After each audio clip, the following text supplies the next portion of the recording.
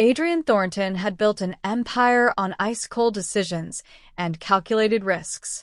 At 32, he controlled a tech conglomerate worth billions, commanded boardrooms with a single glance, and had a reputation for being utterly untouchable.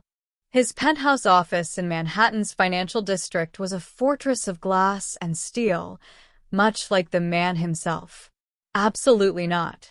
Adrian's voice was flat as he stared at his mother across the mahogany desk. I won't do it. Victoria Thornton, at 63, was the only person on earth who could walk into his office unannounced and remain unfazed by his displeasure.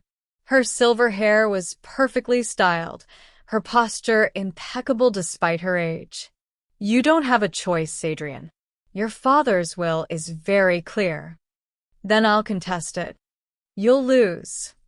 Victoria slid a thick legal document across the desk. Your father knew you'd become exactly what you are, brilliant, successful, and completely alone. He put a clause in his will to prevent you from dying a lonely, bitter old man. Adrian's jaw clenched as he scanned the document. The words seemed to blur together, but the message was crystal clear. Marry by his 33rd birthday in 6 weeks, or lose controlling interest in Thornton Industries. Everything he'd worked for, everything he'd built, would slip through his fingers. This is blackmail from beyond the grave. This is love from a father who knew his son too well. Victoria's expression softened slightly. He wanted you to experience what we had. Real connection. Real partnership. So, you've arranged for me to marry some desperate socialite who wants access to the family fortune? Adrian tossed the document aside with disgust. No. Victoria stood, smoothing her Chanel suit. I've arranged for you to marry Sabella Martinez. The name took a moment to register. The housekeeper? Mother, have you completely lost your mind? She's been with our family for 3 years. She's kind, intelligent, hardworking, and genuine. Victoria moved to the window, gazing out at the city below. Everything you need and nothing you expect. She cleans houses. Adrian's composure cracked. What will the board say? The media? This is insane. The will doesn't specify who you marry, only that you marry someone of good character. I've chosen Sabella because she's the finest person I know. Victoria turned back to face him. She works 3 jobs while putting herself through college. She sends most of her money to care for her sick mother in Arizona. And when I was hospitalized last year after my surgery, she visited me every single day, even though she wasn't paid to. She sat with me when I was frightened and made me laugh when I wanted to cry. Adrian felt trapped, the walls of his pristine office suddenly closing in. This is a business transaction.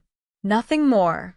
I'll marry her, fulfill the will's requirements, and we'll divorce quietly in 2 years. She'll be well compensated for her time. Tell yourself whatever you need to, dear. Victoria gathered her briefcase. But I know my son. Beneath all that ice, there's still a heart. Maybe Sabella will help you remember where you left it. After his mother departed, Adrian stood at his window, staring down at the ant-like people 40 floors below.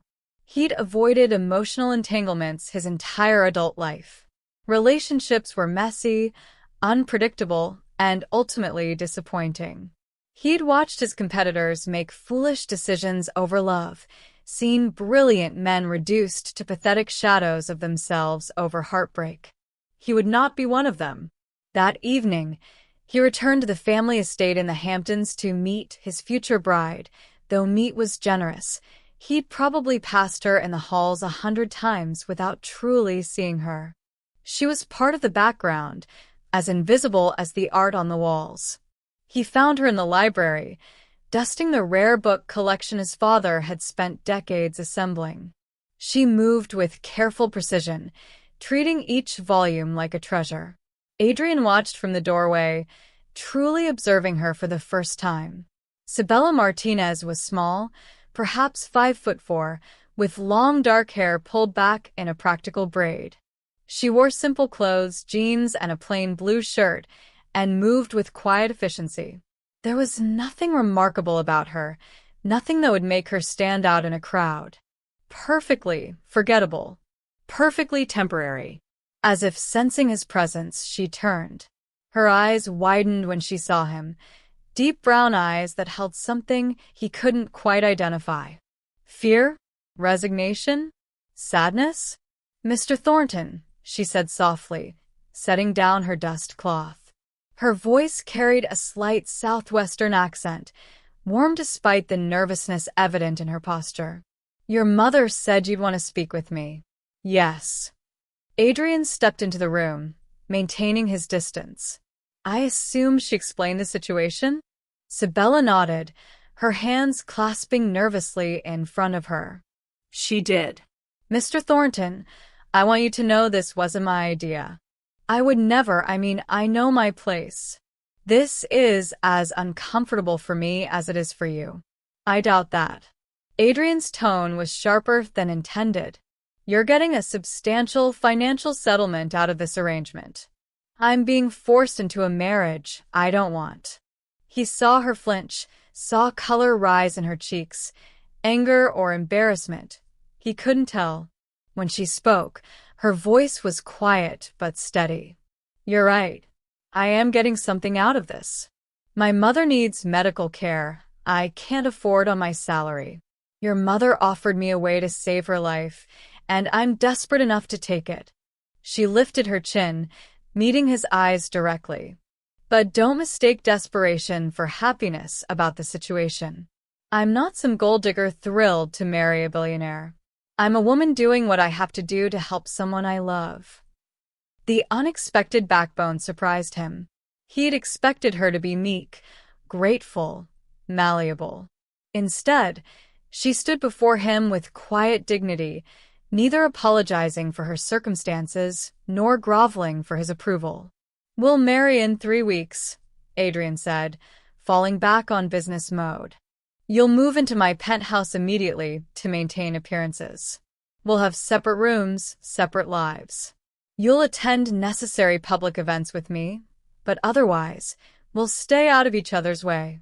After 2 years, we'll divorce quietly. You'll receive your settlement and disappear from my life." "Understood." Sabella's voice was hollow.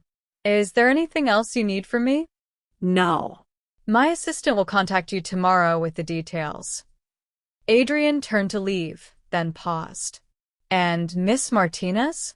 Don't develop any romantic notions about this arrangement. I'm not a prince in a fairy tale. This is a business transaction, nothing more." "I'm not a princess in a fairy tale either, Mr. Thornton," Sabella replied quietly. "Just a woman trying to survive. I won't trouble you with my presence more than necessary." Adrian left without another word, ignoring the strange tightness in his chest. As he drove back to the city, he told himself this would be easy. She'd stay out of his way, he'd stay out of hers, and in 2 years, this nightmare would be over. What Adrian didn't know, what he couldn't know, was that his carefully controlled world was about to shatter in ways he never imagined. That the woman he dismissed as forgettable would become impossible to forget. That staying away from Sabella Martinez would prove to be the hardest thing he'd ever attempted.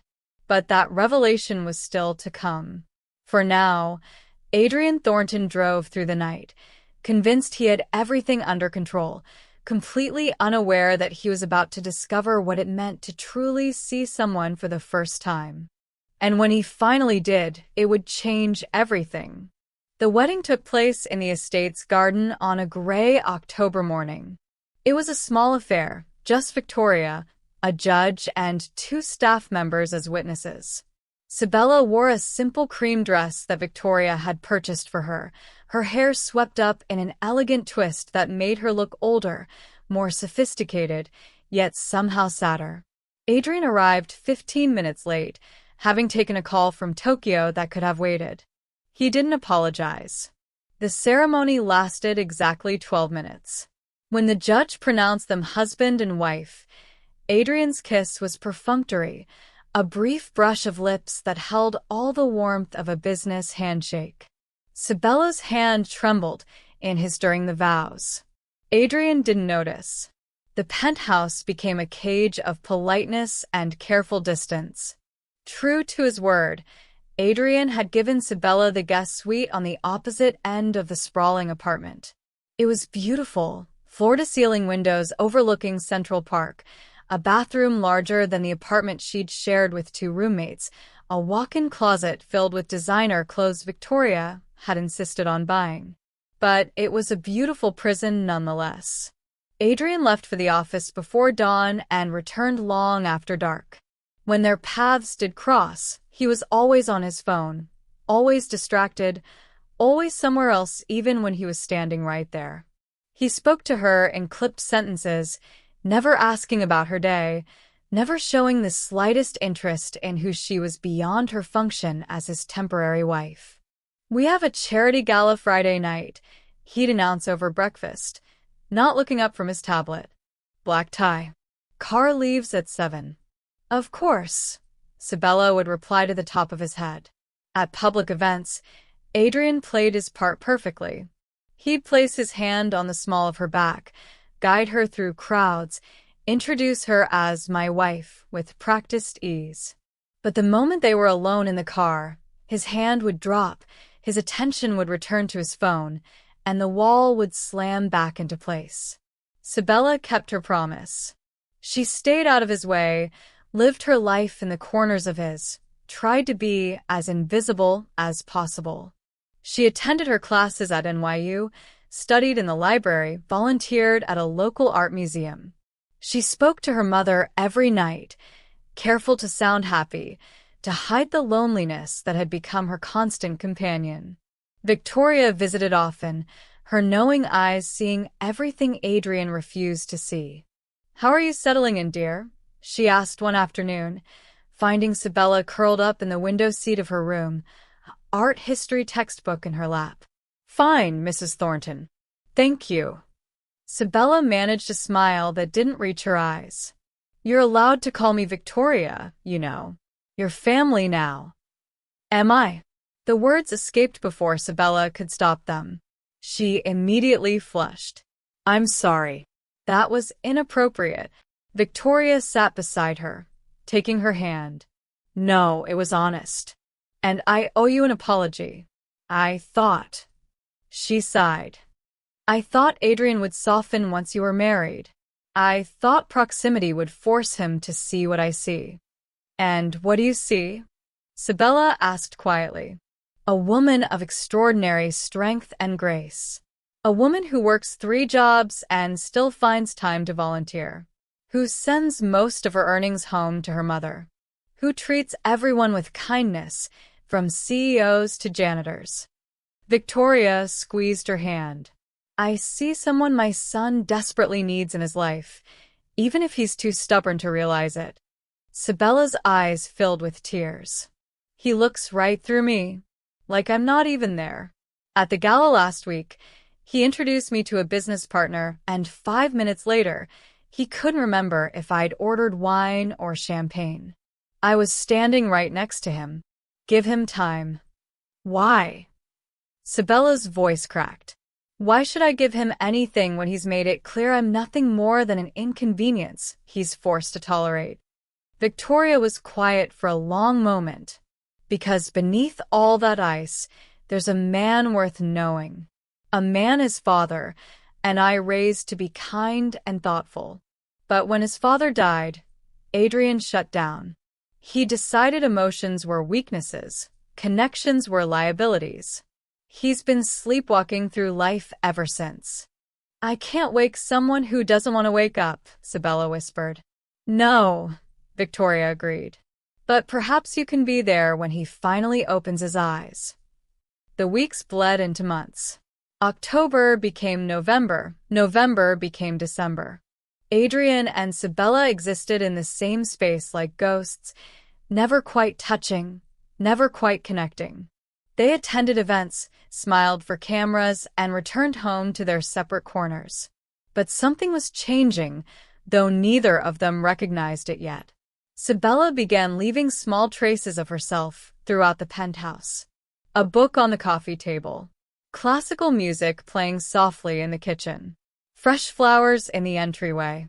She wasn't trying to claim space. She was simply existing, living, breathing life into the sterile perfection of Adrian's world. And Adrian, despite his best efforts to remain detached, couldn't help but notice. He noticed that she drank her coffee with cinnamon, not sugar. That she hummed while she cooked. Old songs he didn't recognize but found himself listening for. That she left encouraging sticky notes on the bathroom mirror for herself. You are enough. Keep going. Brave, not perfect. He noticed she never complained. Never demanded his attention. Never made him feel guilty for his absence. She simply existed. Quietly. Gracefully. With a dignity that should have been impossible given how he treated her. One evening in mid-December, Adrian came home to find the penthouse decorated for Christmas. White lights twinkled in the windows. A small tree stood in the corner, simple and elegant. The scent of pine and cinnamon filled the air. Sabella was in the kitchen, wearing jeans and an oversized sweater, flour dusting her cheek as she rolled out cookie dough. She was singing softly to herself, something in Spanish that sounded like a lullaby. Adrian stood in the doorway, briefcase in hand, and for the first time in months, maybe years, he stopped. Really stopped.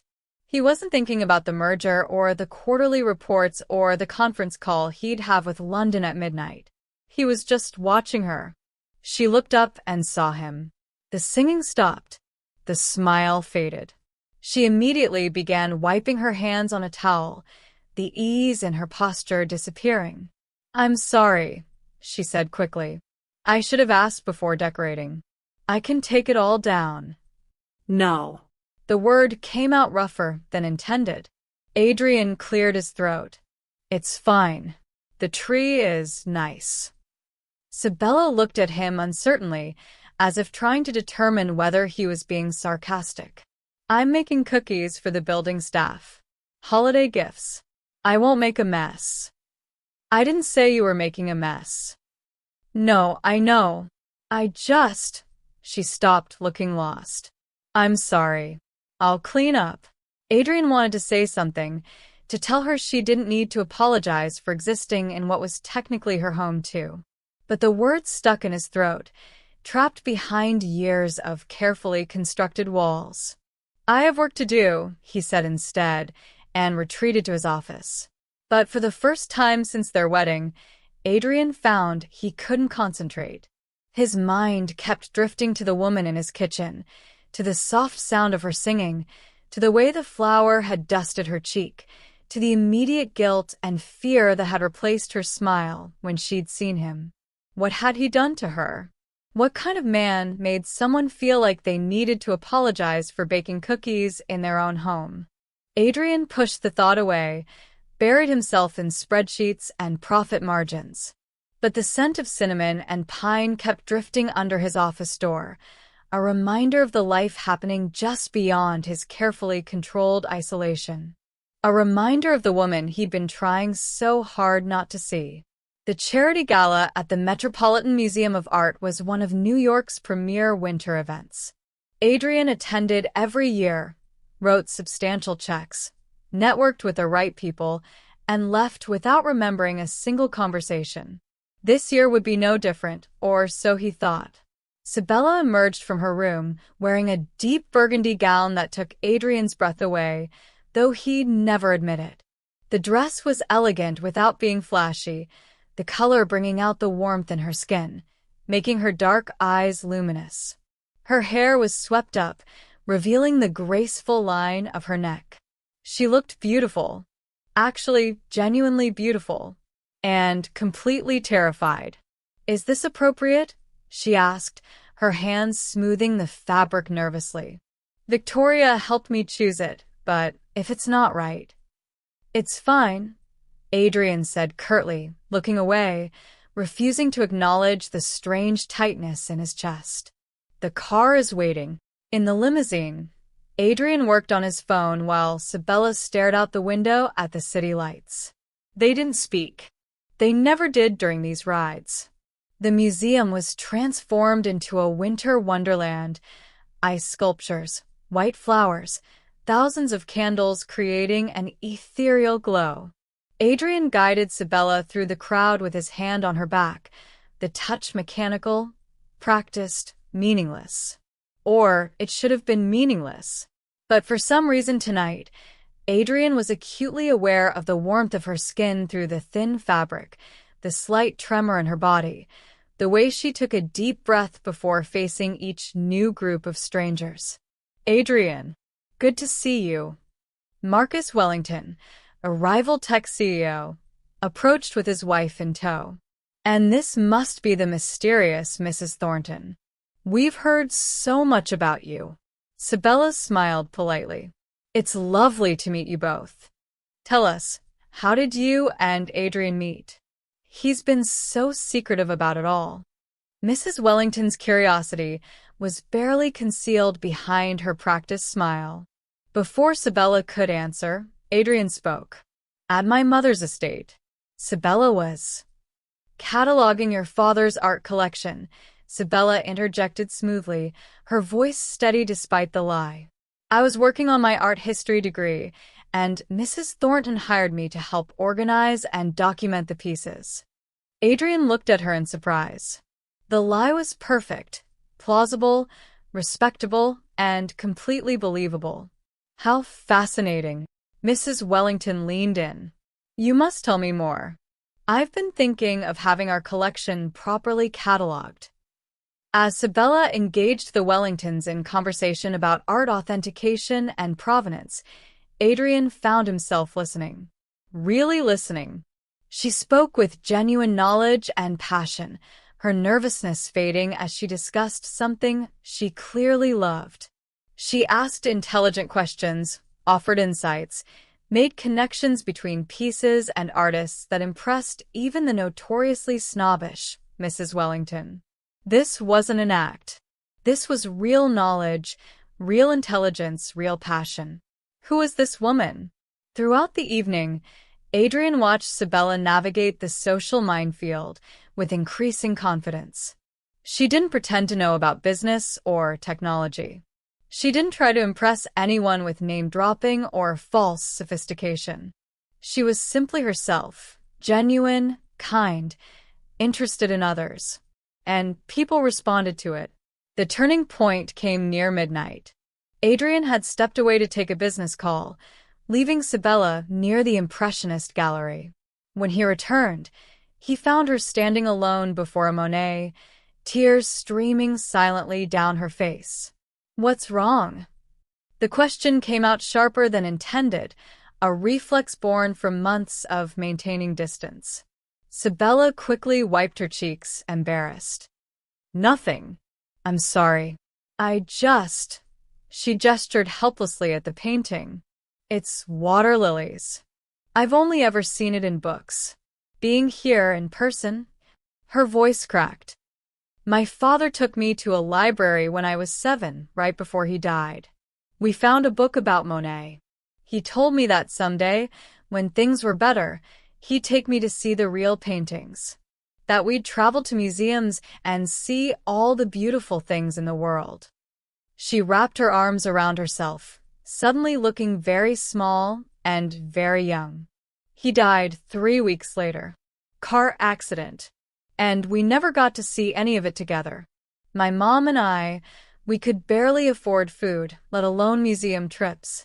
I've worked in houses with art worth millions, and I've never... She trailed off, then laughed shakily. I'm sorry. You don't want to hear this. I'm ruining your evening. But Adrian couldn't speak. Couldn't move. Because for the first time since their wedding, for the first time in years, he actually saw another human being. Not as an employee or an obligation or a temporary inconvenience, but as a person with dreams and losses, and a father who'd made promises he'd never been able to keep. A person who'd been standing right in front of him for months, completely invisible. He would be proud of you, Adrian heard himself say. Your father. You're getting your degree despite everything. You're here. Sabella looked at him in shock, as if unable to believe he'd spoken words of comfort. Thank you, she whispered. That means thank you. They stood there in the gallery, surrounded by priceless art, and for the first time since the wedding, the wall between them developed a crack. Tell me about him, Adrian said suddenly. Your father. What? We have time before dinner is served. Tell me about him. What was he like? Sabella studied his face, searching for mockery or pity. Finding neither, she turned back to the Monet. His name was Miguel. He worked construction, always came home tired, but he never missed reading me a story before bed. He'd do all the voices, make me laugh. Her voice grew soft with memory. He was the kindest man I've ever known. He taught me that how you treat people matters more than what you have. He sounds like a good man. He was the best man. Sabella paused. I think you would have respected him, even though he never went to college or built a company. He built something better, a family that loved each other. A daughter who knew she was valued. The words hit Adrian like a physical blow. When was the last time he'd made anyone feel valued? When was the last time he'd built anything that mattered beyond profit margins and market share? I'm sorry, he said quietly. Sabella turned to him, confused. For what? For these past months. For treating you like you were invisible. For making you feel like you didn't belong in your own home. The admission cost him, but it needed to be said. You deserved better. Sabella's eyes widened, filling with tears again. I don't know what to say. You don't have to say anything. Adrian offered his arm, a real gesture this time, not for show. Come on. Let me buy you dinner. And maybe you can tell me more about art. I've walked past these paintings 100 times and never really saw them. Kind of like how you've walked past me? Sabella asked, then clapped a hand over her mouth. I'm sorry. That was true, Adrian finished. That was true. But I'm looking now. Really looking. If you'll let me. Sabella searched his face for a long moment, then slowly placed her hand on his arm. Okay, she said softly. Okay. As they walked through the gallery together, Adrian felt something shift inside him. The wall he'd spent years building had cracked, and through that crack, light was beginning to seep in. He still didn't know who Sabella truly was. He didn't know about the inheritance waiting for her, about the family secrets that would soon come to light. He didn't know that in a few short weeks, everything would change. But in that moment, walking through a museum at midnight with his wife, not his temporary arrangement, Adrian Thornton took the first real breath he'd taken in years. And he began to wonder what else he'd been missing while he'd been too busy staying away. Something had shifted between them that night at the museum, though Adrian couldn't quite name it. He found himself coming home earlier, lingering over breakfast instead of rushing out the door, asking Sabella about her classes. They were small changes, almost imperceptible, but they were there. Sabella seemed cautiously hopeful, like a flower beginning to bloom after a long winter. She smiled more. She stopped apologizing for occupying space. She even laughed once when Adrian made an unintentional joke about his board of directors, a sound so genuine it stopped him mid-sentence. Sorry, she'd said, covering her mouth. It's just the image of all those serious men in suits arguing about which coffee brand to stock in the break room is ridiculous. It took 45 minutes, Adrian had admitted, and a PowerPoint presentation.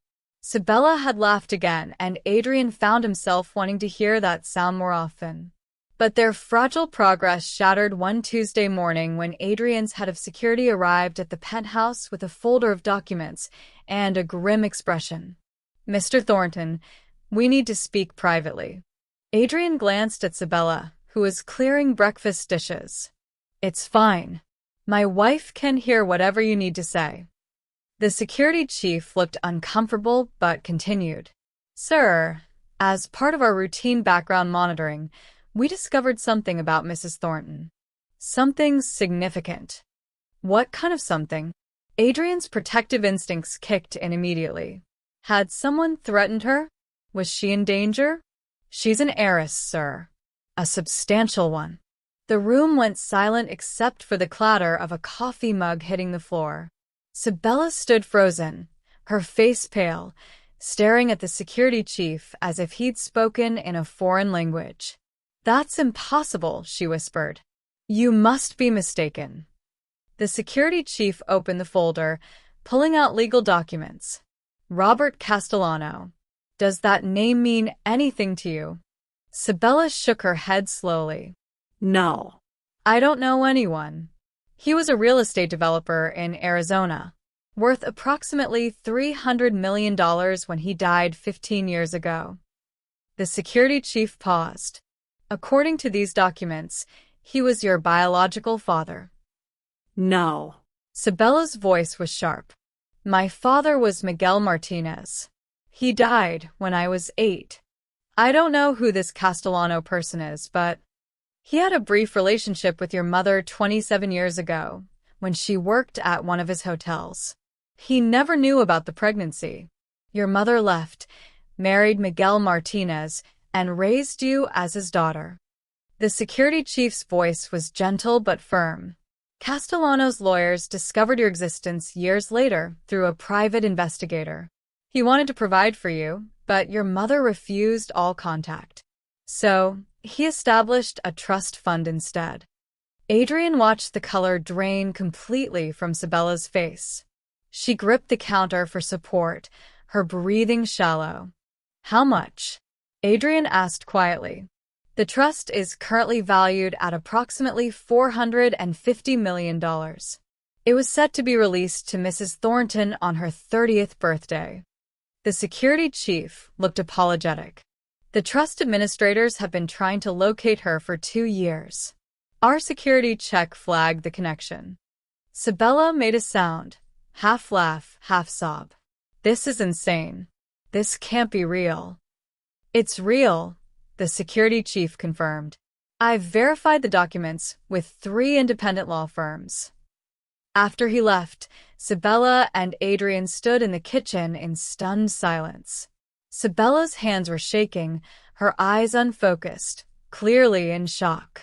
"I need to call my mother," she finally said, her voice hollow.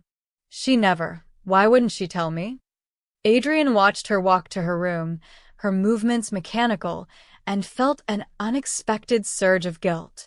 $450 million.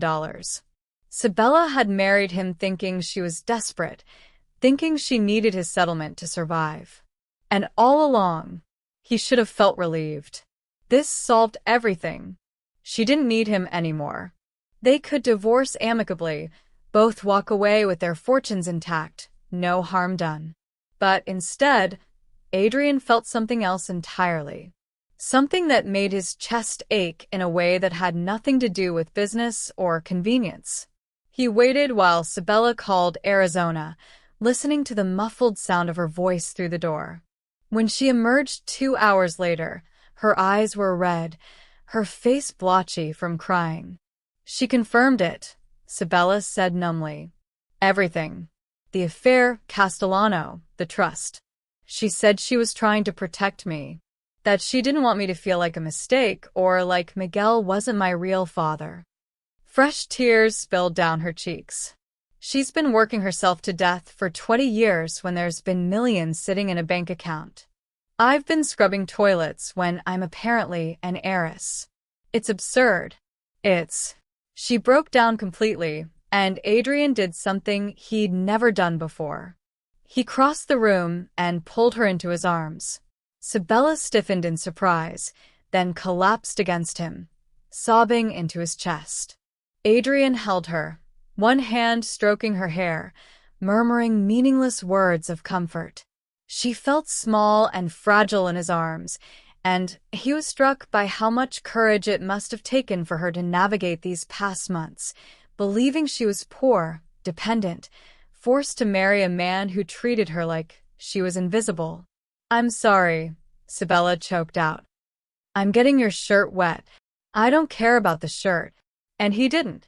For once in his life, Adrian didn't care about his appearance or his schedule or anything except the crying woman in his arms. When Sabella's sobs finally subsided, she pulled back, wiping her eyes. "I should pack my things." Adrian's heart stopped. What? This arrangement, it was based on me needing money for my mother's care. But I don't need your money now. I don't need. She gestured helplessly between them. "This. Is that what you want?" Adrian asked, his voice careful, controlled. "To leave?" Sabella looked at him with those devastating brown eyes, and Adrian saw everything he'd refused to see before. The loneliness, the hope, the carefully hidden longing. "What I want doesn't matter. This was supposed to be a business arrangement, remember? You made that very clear." "That was before." "Before what?" "Before I started paying attention," Adrian admitted. "Before I realized that the woman I married is brilliant and kind and stronger than anyone I've ever met. Before I understood that I've been an idiot." Sabella shook her head. "Don't do this, Adrian. Don't say things you don't mean just because you feel sorry for me."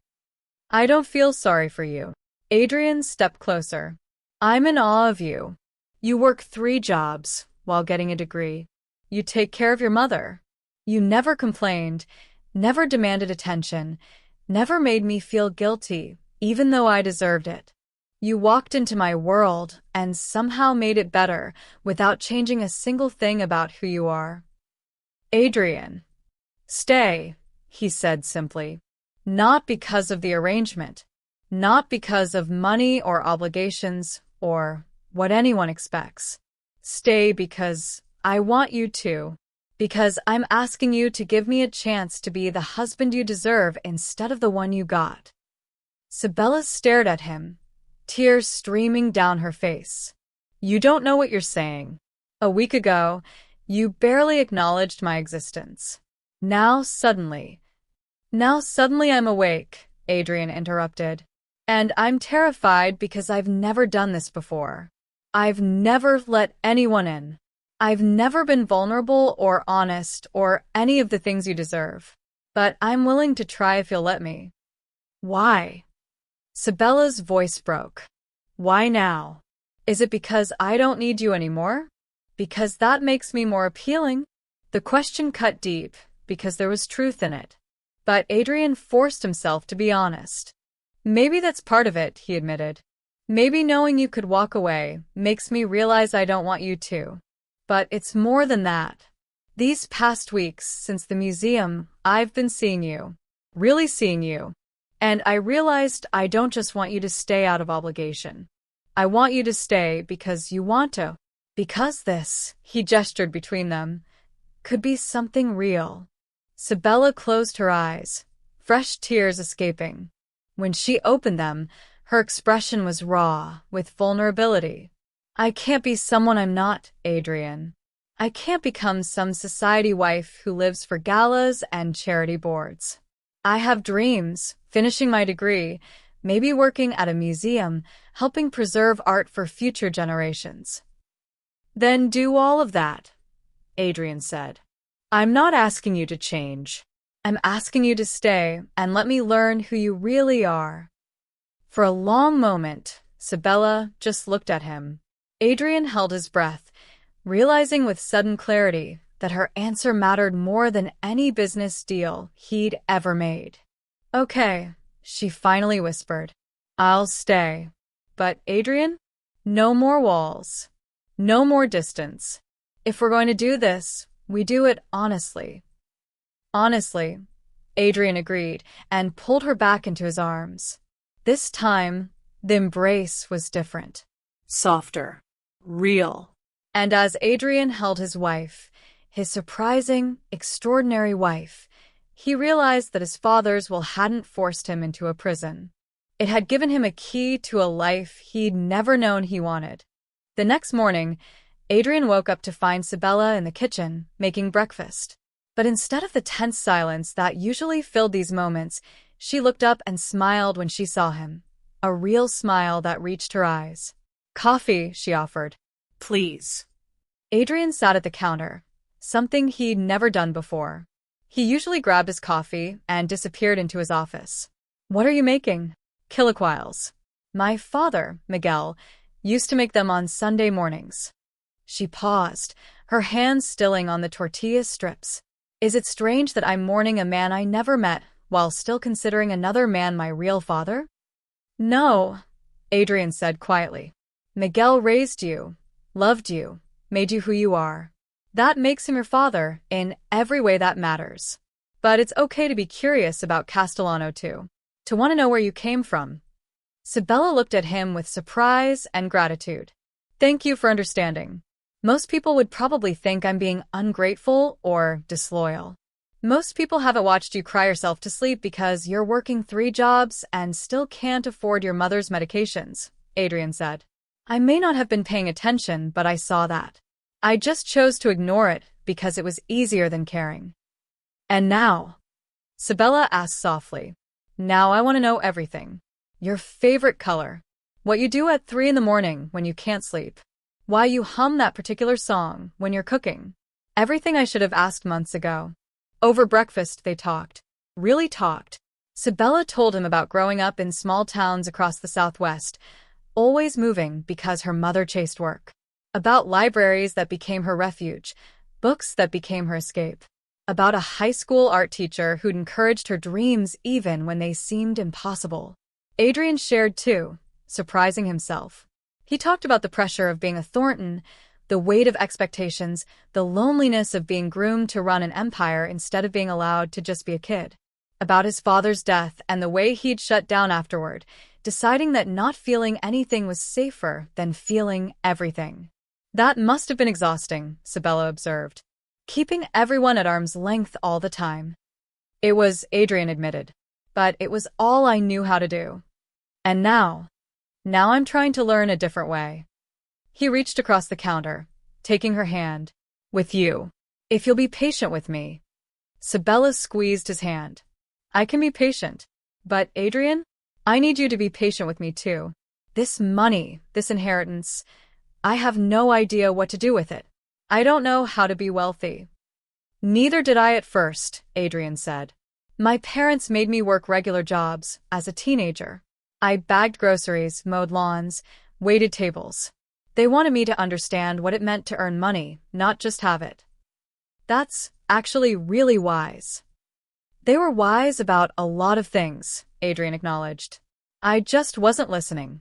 Over the following weeks, Adrian and Sabella began building something neither had expected, a real marriage. Not the business arrangement they'd started with, but a genuine partnership. Adrian came home for dinner. They cooked together, Sabella teaching him her mother's recipes while he ordered takeout from his phone with increasing frequency when their culinary experiments failed. They laughed over burnt quesadillas and debated whether cilantro was delicious or tasted like soap. They explored the city together. Adrian, who'd lived in New York his entire life, saw it through Sabella's eyes. The hidden gardens, the small museums, the street art in Brooklyn. She showed him beauty he'd been too busy to notice. In return, Adrian helped Sabella navigate her newfound wealth. They met with financial advisors, set up charitable foundations, made plans for her mother's care. He taught her about investments and legacy, but more importantly, he listened when she talked about her fears. "I'm terrified I'll turn into someone I don't recognize," she confessed one evening. They were on the penthouse balcony, wrapped in blankets against the February cold, watching the city lights. "That money will change me into someone shallow and disconnected." "You won't," Adrian assured her. "You know why." "Why?" "Because you're worried about it. The people who lose themselves in wealth are the ones who never question whether it's changing them." He pulled her closer. Besides, I won't let you become someone else. I'm just starting to know who you are. I have no intention of letting that person disappear. Sabella turned to look at him, her eyes shining. When did you become so wise? When I married someone who made me want to be better, Adrian said honestly. But not everyone was pleased with the changes. Adrian's business associates noticed his earlier departures from the office, his distraction during meetings. Marcus Wellington cornered him at a board meeting. You're slipping, Thornton. 3 deals fell through last month because you weren't focused. What's going on? I'm reprioritizing, Adrian said simply. Reprioritizing. Marcus scoffed. You're going soft. That wife of yours, I heard she was just a housekeeper before she got lucky. Now she's got you acting like some lovesick. Adrian's hand shot out, gripping Marcus's arm with surprising strength. Finish that sentence, he said quietly, dangerously. I dare you. Marcus paled. You were just insulting my wife. The woman who has more integrity in her little finger than you have in your entire body. The woman who worked 3 jobs while getting a degree, who takes care of her family, who volunteers her time to help others. Adrian released him. I used to be like you, Marcus. I used to think that business was everything, that nothing else mattered. My wife taught me how wrong I was. He walked away, leaving Marcus speechless. That evening, Adrian told Sabella about the confrontation. She looked troubled. I don't want to cause problems for you. Your business will be fine, Adrian interrupted. Sabella, I've spent my entire adult life building a company. And you know what? I'm good at it. Really good. I can afford to delegate more, to trust my team, to have a life outside these walls. But what if? What if I choose you? Adrian cupped her face gently. What if I choose us? Would that be so terrible? Sabella's eyes filled with tears. No one's ever chosen me before. Not like this. Then they were fools. Adrian kissed her forehead. Because you're worth choosing every single day.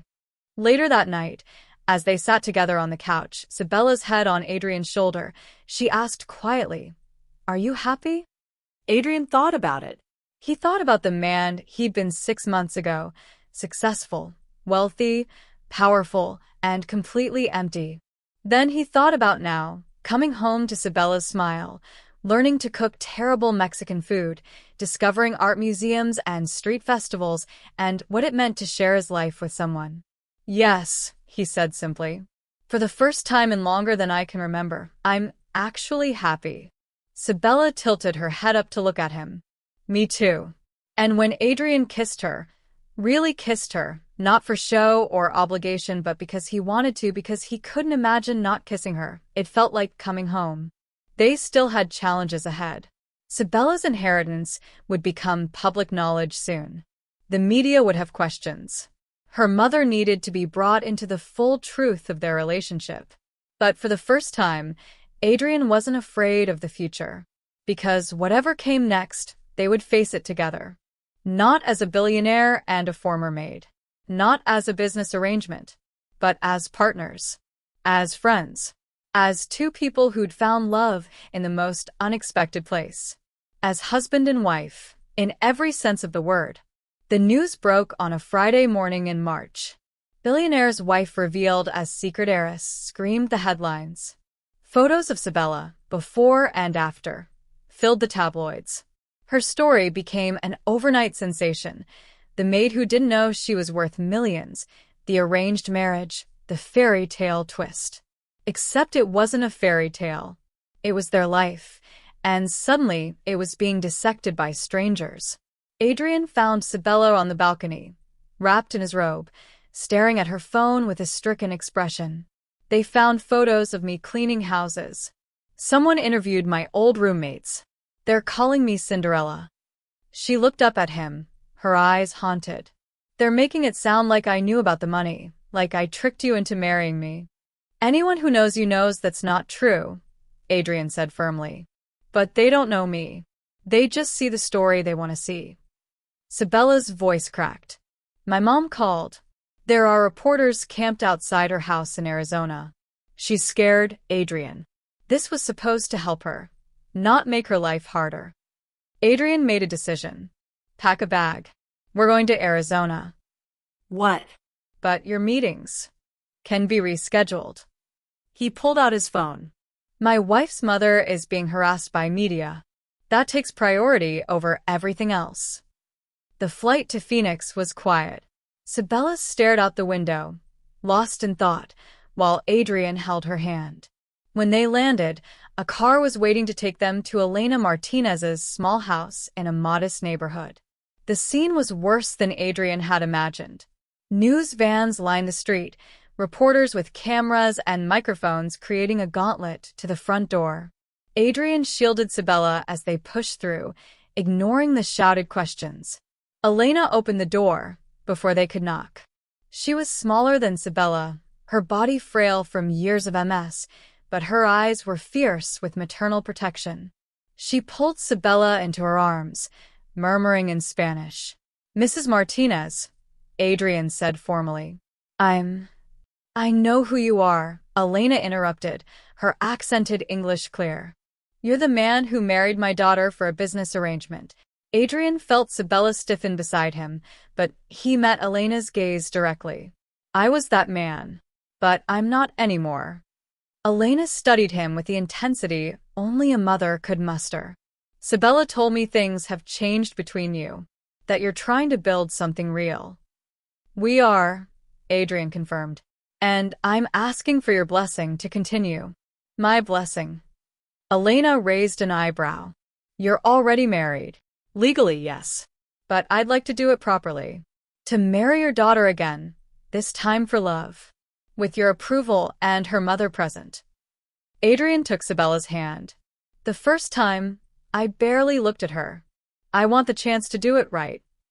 Sabella gasped softly, tears filling her eyes.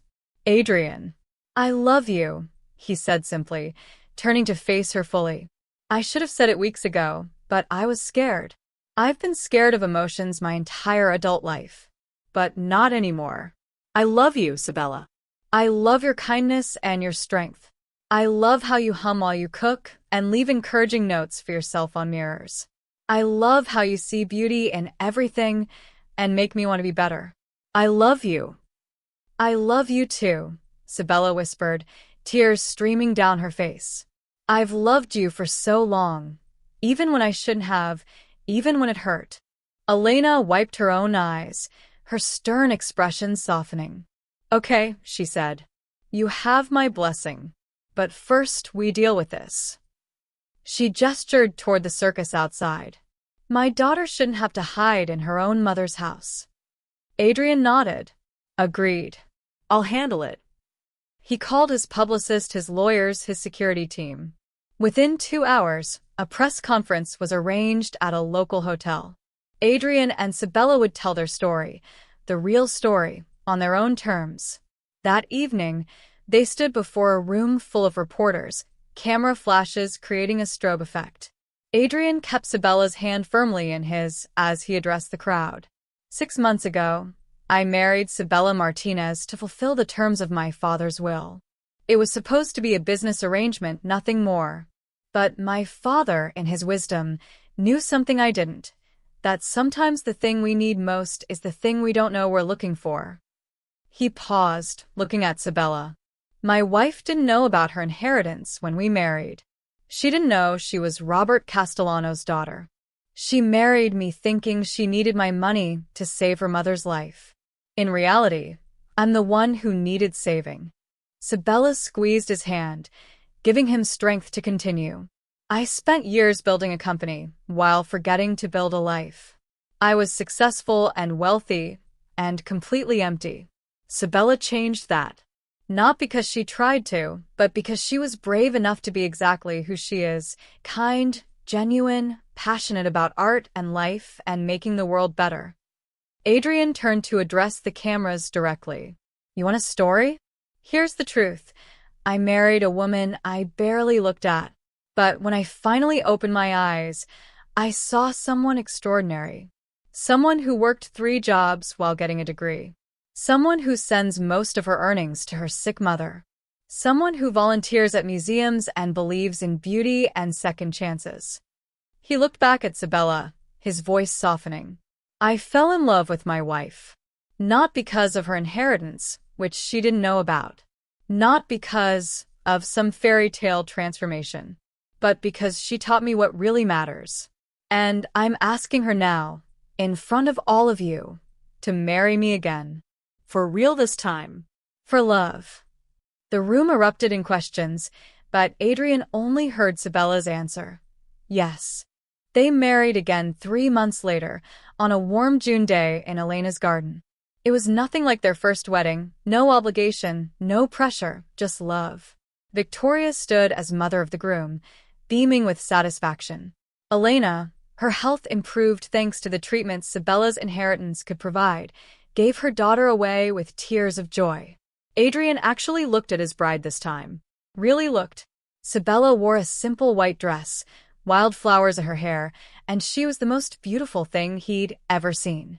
When they exchanged vows they'd written themselves, Adrian's voice was steady and sure. Sabella, I promise to always see you.